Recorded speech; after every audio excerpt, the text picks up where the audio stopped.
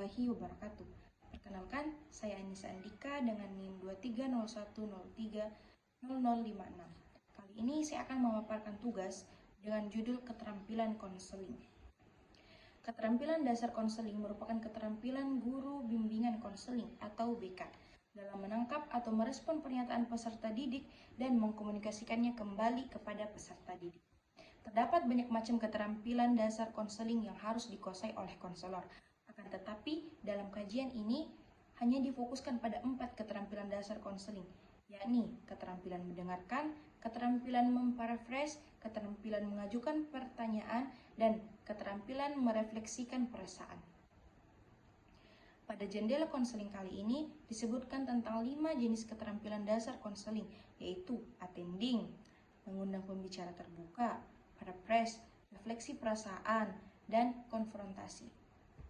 4 langkah. Nah, apa saja sih 4 langkah dalam bimbingan konseling?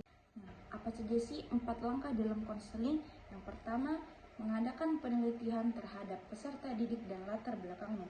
Yang kedua, peserta didik dipanggil untuk diajak wawancara. Yang ketiga, guru pembimbing mengunjungi orang tua peserta didik.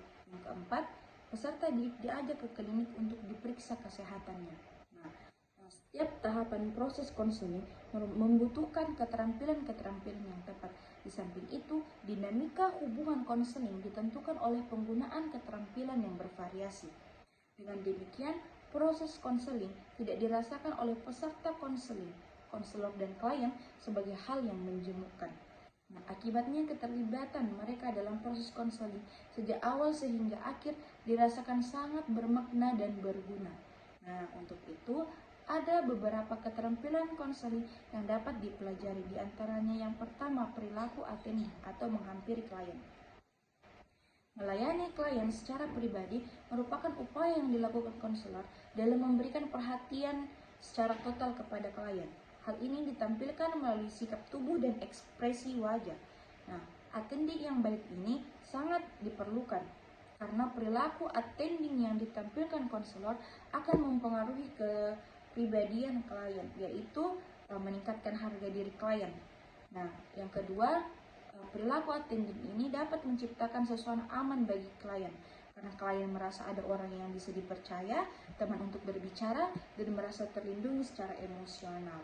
Yang ketiga, perilaku attending memberikan keyakinan kepada klien bahwa konselor adalah tempat dia mudah untuk mencurahkan segala isi hati dan perasaannya. Yang kedua itu empati. Empati adalah kemampuan konselor untuk merasakan apa yang dirasakan klien, merasa dan berpikir bersama klien dan bukan untuk atau tentang klien. Empati ini diawali dengan simpati, kemampuan memahami perasaan, pikiran, keinginan, dan pengalaman klien.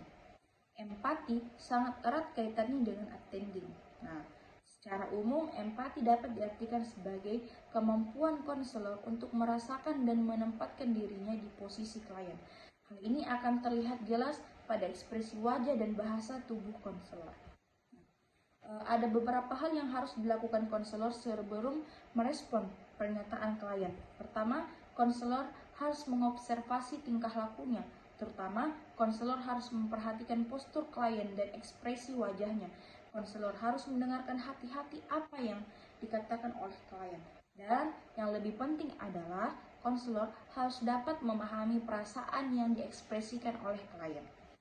Yang ketiga itu rasional. Kehidupan dunia dalam klien merupakan rahasia yang sulit ditembus. Bahkan keadaannya begitu berlapis. Klien yang kita hadapi sering tampil hanya di permukaan saja dan jarang menampilkan dunia dalam mereka, kecuali terhadap orang yang dipercayai.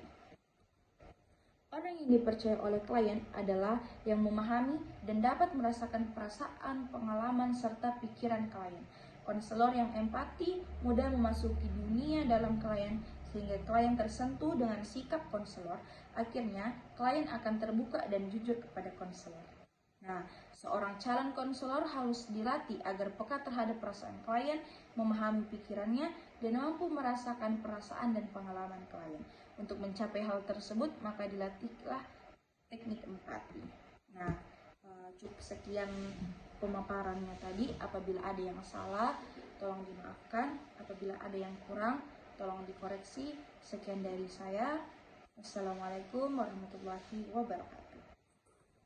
Nah, itulah tadi pemaparan singkat dari materi keterampilan konseling. Apabila ada yang salah dan ada yang kurang, mohon dikoreksi. Sekian dari saya. Wassalamualaikum warahmatullahi wabarakatuh.